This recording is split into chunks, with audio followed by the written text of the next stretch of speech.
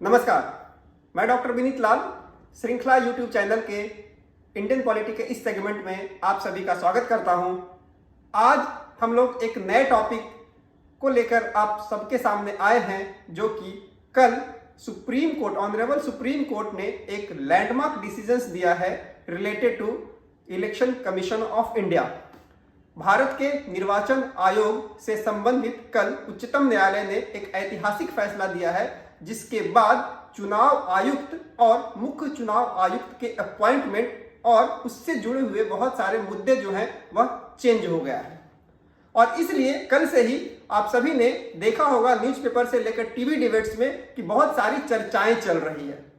इसके साथ साथ केवल ये सुप्रीम कोर्ट का डिसीजन ही नहीं है, बल्कि इस पर भी डिबेट किया जाने लगा है कि क्या सुप्रीम कोर्ट का यह डिसीजन, यह वर्डिक्ट जो है वह सुप्रीम कोर्ट के ज्यूरिसडिक्शन में आता है कि नहीं आता है। सुप्रीम कोर्ट का जो क्षेत्राधिकार संविधान ने तय किया है उसके अनुसार यह चीजें है या नहीं है, या फिर सुप्रीम कोर्ट जुडिशियल एक्टिविज्म या जिसको कह सकते हैं जुडिशियल एडवेंचरिज्म के तहत यह फैसला दे दिया है, जो कि बेसिकली काम है एग्जीक्यूटिव का, कार्यपालिका का या विधायिका का, जो कि कानून निर्माण करने का एक अंग है। तो चलिए इस पर विस्तार से हम लोग चर्चा करते हैं। बेसिकली भारत में चुनावों से संबंधित काम करने के लिए भारत में एक निर्वाचन आयोग का गठन करता है और यह संविधान में ही वर्णित है। मतलब कि भारत का चुनाव आयोग जो है वह एक संवैधानिक संस्था है, मतलब कि यह एक कॉन्स्टिट्यूशनल बॉडीज है। यह भी सवाल लगातार यूपीएससी और बहुत सारे जो बीपीएससी जैसे एग्जाम्स हैं, यह पूछा जाता रहा है कि यह एक संवैधानिक संस्था है या वैधानिक संस्था है। तो बहुत स्पष्टता के साथ यह जानना बहुत जरूरी है कि election Commission of India is a constitutional body, मतलब कि सुप्रीम को संविधान में ही इसके बारे में चर्चा की गई है। और संविधान के बारे में बात करें तो आर्टिकल 324, आर्टिकल 324 में भारत में निर्वाचन आयोग के बारे में बताया गया है। अगर बात करें तो यहां अगर आप देख सकते हैं तो पार्ट 15 भारत के संविधान का जो भाग 15 है उसमें अनुच्छेद 324 से लेकर 329, 324 से लेकर 329 तक में चुनावों से संबंधित बातें की गई है, जिसमें 324 जो है वह बेसिकली चुनाव आयोग से संबंधित बातें करता है। इसमें सबसे इंपॉर्टेंट क्या है, इसमें एक चीज है कि 324 का जो क्लॉज 2 है वह बताता है कि भारत के राष्ट्रपति द्वारा मुख्य निर्वाचन आयुक्त और निर्वाचन आयुक्तों की नियुक्ति की जाती है। The president appoints the chief election commissioner and other election commissioners. और यही मुद्दा है जो कल सुप्रीम कोर्ट ने एक डिसीजन के तहत इसको इंटरप्रेट किया है, इसको अपने तरीके से बताया है कि यह जो राष्ट्रपति में निहित शक्तियां हैं कि राष्ट्रपति नियुक्त करेगा चुनाव आयुक्त को, तो वह किस तरीके से करेगा इसके बारे में संविधान मौन है। और अगर हम आगे देखें कि क्या कहा गया है तो आर्टिकल 324 को अगर बहुत ही विस्तार से अगर आप देखें तो आर्टिकल 324 का क्लॉज 2 जो है वह कहता है कि निर्वाचन आयोग मुख्य निर्वाचन आयुक्त और उतने अन्य निर्वाचन आयुक्तों से यदि कोई हो जितने राष्ट्रपति समय समय पर नियत करे मिलकर बनेगा, तथा मुख्य निर्वाचन आयुक्त और अन्य निर्वाचन आयुक्तों की नियुक्ति संसद द्वारा इस निमित्त बनाई गई विधि के उपबंधों के अधीन रहते हुए राष्ट्रपति द्वारा की जाएगी। मतलब कि संविधान में कहा गया है कि राष्ट्रपति तो नियुक्त करेगा चुनाव आयुक्त का, लेकिन बाद में संसद जो है इसके बारे में कानून बनाएगी। लेकिन हम लोग देखें कि पिछले 7 दशकों में इससे रिलेटेड कोई भी कानून नहीं बनाया गया, मतलब कि मौन रहा पूरी तरीके से संसद कि किस तरीके से नियुक्ति की जाएगी। और चूंकि राष्ट्रपति नियुक्त कर रहा था तो मान लिया गया कि जो काउंसिल ऑफ मिनिस्टर्स के जो सजेशंस होंगे,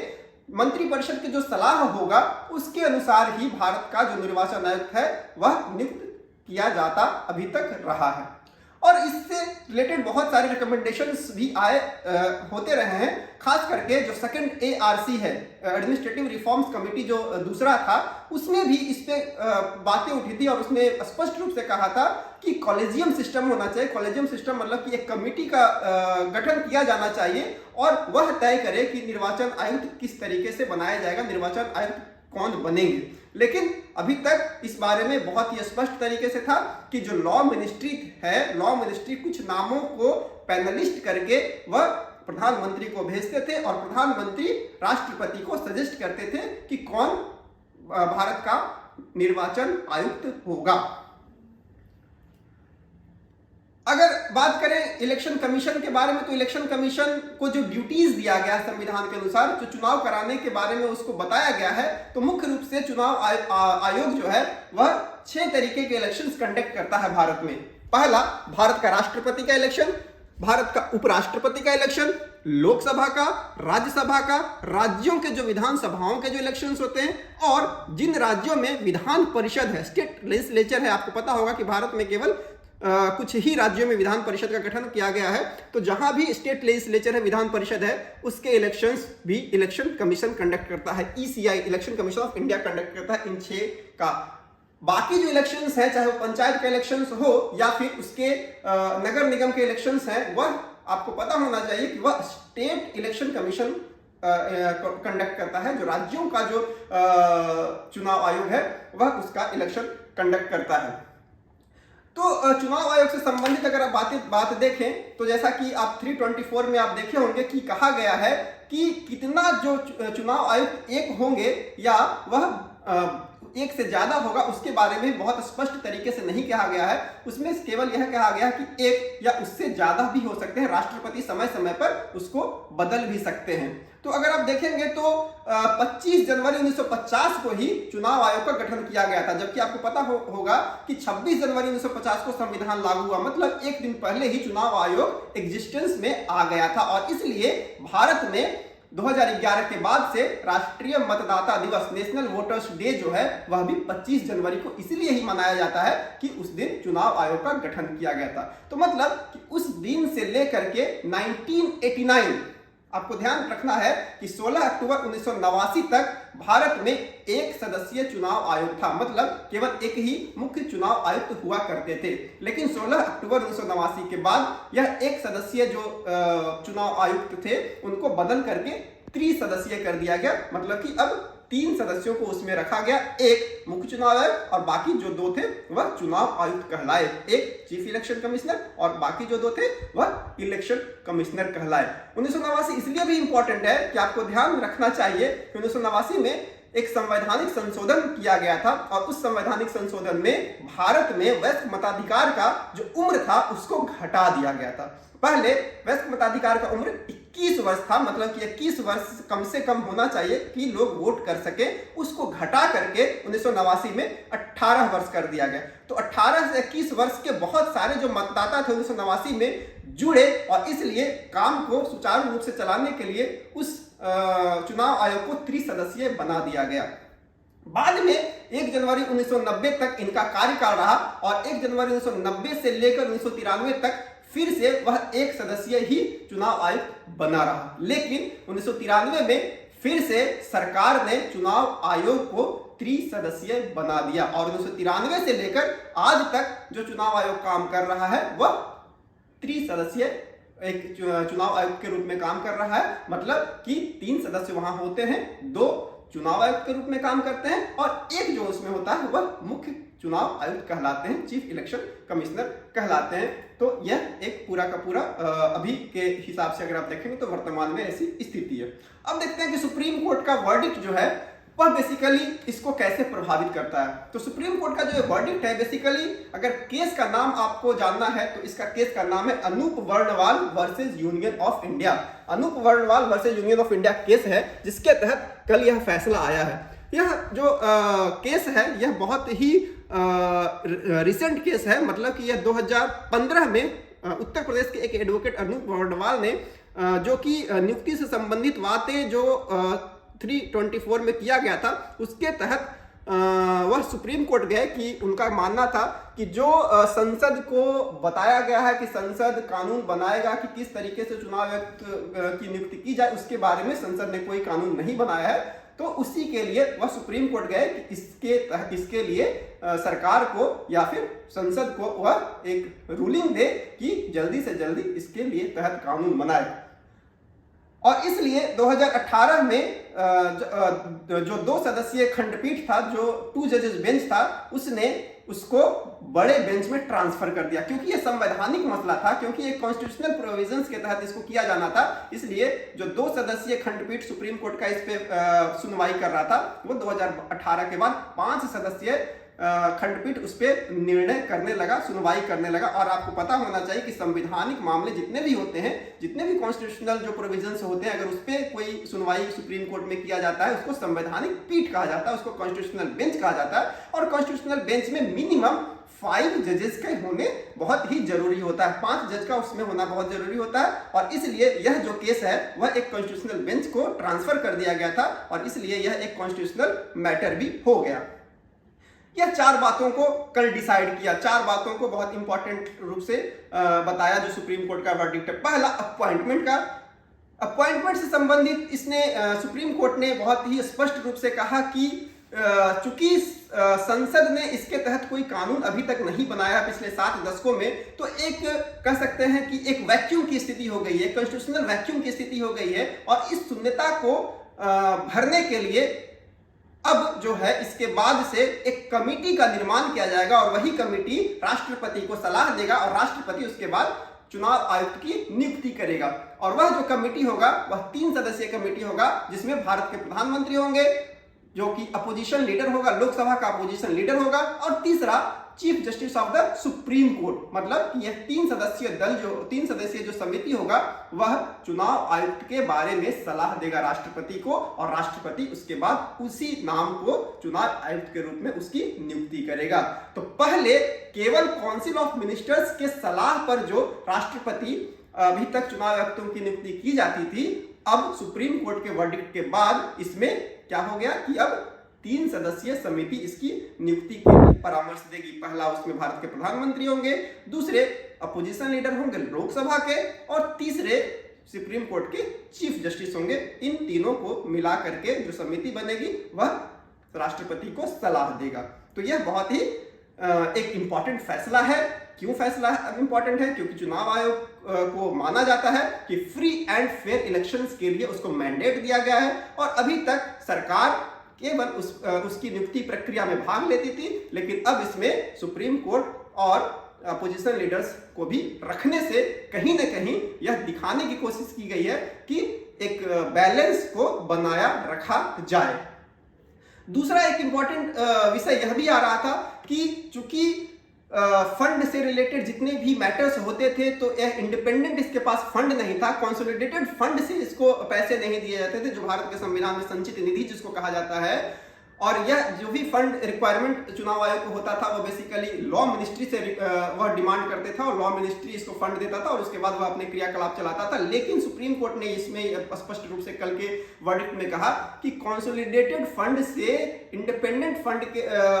की व्यवस्था चुनाव आयोग के लिए करवाई जाए, ताकि सरकार का हस्तक्षेप बहुत कम से कम हो। तो ये बहुत इंपॉर्टेंट है। तीसरा, इसके बारे में कहा गया कि जिस तरीके से संसद के दोनों सदनों का सचिवालय सेक्रेटेरिएट काम करता है, लोकसभा सेक्रेटेरिएट और राज्यसभा सेक्रेटेरिएट, उसी तरीके से एक डेडिकेटेड सेक्रेटेरिएट चुनाव आयोग के लिए भी काम करेगा। इंडिपेंडेंट सेक्रेटेरिएट होगा, और उसकी स्टाफ्स और बाकी चीजें जो होंगी वह चुनाव आयोग अपने तरीके से तय करेगा।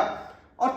चौथा पॉइंट जो बहुत ही इंपॉर्टेंट है कि removal of election commissioner, election commissioner के जो रिमूवल होंगे वह किस तरीके से होगा, किस तरीके की प्रक्रिया अपनाकर की जाएगी, इसके बारे में भी कल के वर्डिक्ट में बातें की गई। क्योंकि जो संविधान है, संविधान केवल मुख्य निर्वाचन आयुक्त के जो रिमूवल है उसके बारे में बात तो करता है, लेकिन निर्वाचन आयुक्तों के रिमूवल के बारे में बहुत स्पष्टता के साथ वह बात नहीं करता है। मुख्य निर्वाचन आयुक्त जो होंगे उसके जो रिमूवल किए जाएंगे, उसको हटाने की जो विधि रखी गई है वह यह रखी गई है कि भारत के जो सुप्रीम कोर्ट के जो जस्टिसेस हैं उसको जिस विधि से हटाया जाता है उसी विधि से चुनाव मुख्य निर्वाचन आयुक्त को भी हटाया जाएगा। लेकिन अभी तक का ये एक ट्रेंड रहा है, एक परंपरा रहा था, जो चुनाव आयुक्त थे, जो इलेक्शन कमिश्नर थे, उनको हटाने के लिए चीफ इलेक्शन कमिश्नर के सलाह पर, रिकमेंडेशन पे राष्ट्रपति हटा सकते थे। मतलब कि वह विधि अपनाया जाना जरूरी नहीं था। और इसके पहले एक ऐसा केस भी हुआ था कि गोपाल स्वामी जब चीफ इलेक्शन कमिश्नर थे, तो उस समय नवीन चावला एक चुनाव आयुक्त थे, उनको हटाने के लिए राष्ट्रपति को उन्होंने सलाह दिया था, लेकिन उस समय की राष्ट्रपति प्रतिभा पाटिल ने उसको बाध्यकारी नहीं माना था और नवीन चावला को नहीं हटाया था। तब भी यह डिबेट चला था कि क्या चुनाव आयुक्तों को हटाने के लिए केवल चीफ इलेक्शन कमिश्नर का बोलना जरूरी है क्या। तो कल के फैसले से बहुत स्पष्ट हो गया कि जिस तरीके से मुख्य चुनाव आयुक्त को हटाने की विधि अपनाई जाती है, जिस तरीके से सुप्रीम कोर्ट के जजेस को हटाया जाता है, वो इम्यूनिटी प्राप्त बाकी के चुनाव आयुक्तों को भी होगा। मतलब कि उनको भी हटाने के लिए वही प्रक्रिया अपनानी होगी जैसे कि सुप्रीम कोर्ट के जजेस को हटाया जाता है। तो आप इससे स्पष्ट होता है कि चुनाव आयुक्त और मुख्य चुनाव आयुक्त के पावर एंड फंक्शंस में अब बहुत ज्यादा अंतर देखने को नहीं मिलेगा। अगर इस पे बात करें तो हमने अभी पहले कहा कि ये जो 4 बिंदु है उस पर ही कल के वर्डिक्ट में बेसिकली विशेष रूप से फोकस किया गया और कमेटी जो निर्माण किया जाएगा वह प्राइम मिनिस्टर उसमें होंगे, leader of opposition in Lok Sabha होगा और chief justice of supreme court होंगे। यह 3 लोगों की कमेटी होगी और यह फैसला करेगा कि किन व्यक्ति को चुनाव आयुक्त बनाया जाना है और यह सलाह देंगे राष्ट्रपति को और राष्ट्रपति जो है वह नियुक्त करेगा। अब ये देखें कि जो कॉन्स्टिट्यूशनल बेंच थे, अभी 5 जजेस की जो कॉन्स्टिट्यूशनल बेंच कल का फैसला जो दिया है उसमें कौन कौन थे यह भी बहुत इंपॉर्टेंट है, आपको ध्यान रखना चाहिए। इसमें जस्टिस के.एम. जोसेफ थे जो कि लीड कर रहे थे, यह अध्यक्ष थे। ये पांचों जो बेंच 5 जजेस का जो बेंच था, Justice K M. Joseph, Justice Ajay Rastogi, Justice Aniruddha Bose, Justice Hrishikesh Roy और जस्टिस सी.टी. रवि कुमार, ये 5 जजेस का बेंच था जिन्होंने कल के जो लैंडमार्क डिसीजंस थे उसमें उन्होंने फैसला सुनाया और ये एक कॉन्स्टिट्यूशनल बेंच था। तो बेसिकली हमने देखा कि कल का जो ऐतिहासिक फैसला है या आने वाले दिनों में एक विवाद का विषय भी बन गया है कि सुप्रीम कोर्ट ने जो बेसिकली संसद का काम है कि संसद का ये काम होता है कि कौन से कानून बनाया जाना चाहिए, संविधान में कौन से प्रोविजंस को हटाया जाना चाहिए, संविधान के कौन से प्रोविजंस को जोड़ा जाना चाहिए, लेकिन उसको ओवर